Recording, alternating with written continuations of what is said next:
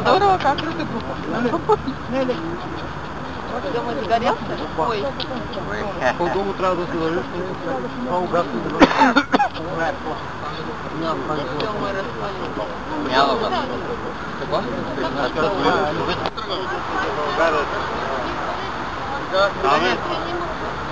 Айде да тръгваме.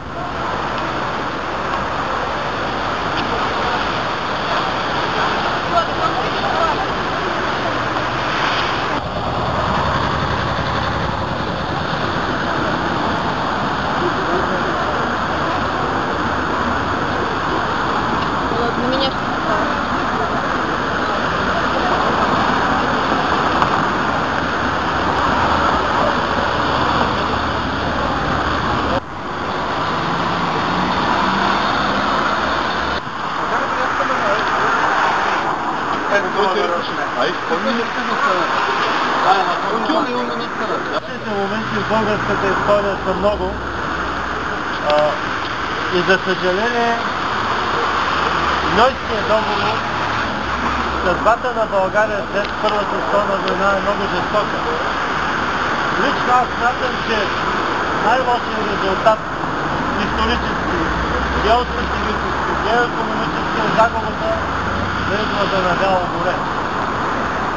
Не само защото примерно Англия държи на моретата и дължи своята сила на своето морско превъзходство в владението на моретата, не само защото морето е и една сериозна икономическа възможност, защото излаза на Бяло море ще да ни превърне в една стратегически важна държава. Кой е виновен за това? Не бива да забравяме, че най-големият противник на България, и това се личи от всички документи по време на преговорите в Нюи, където българската делегация е била унижавана, тя не е била пускана изобщо да излиза, е Франция.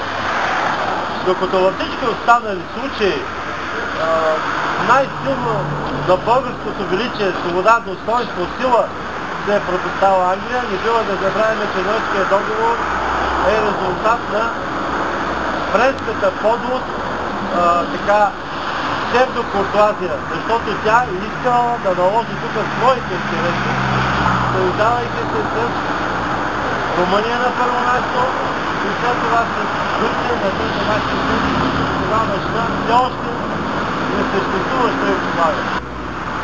Нарушава всички принципи тогавашно международното право за ненарушимост на етническите граници.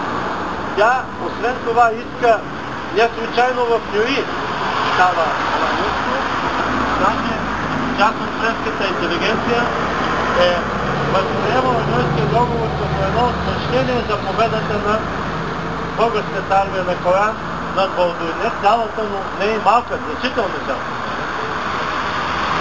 Не бива да забравяме, че единственият гарант тогава за българската свобода и достоинство Германия до...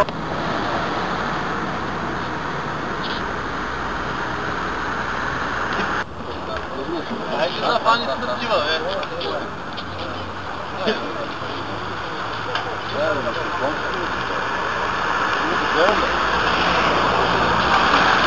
Радикален.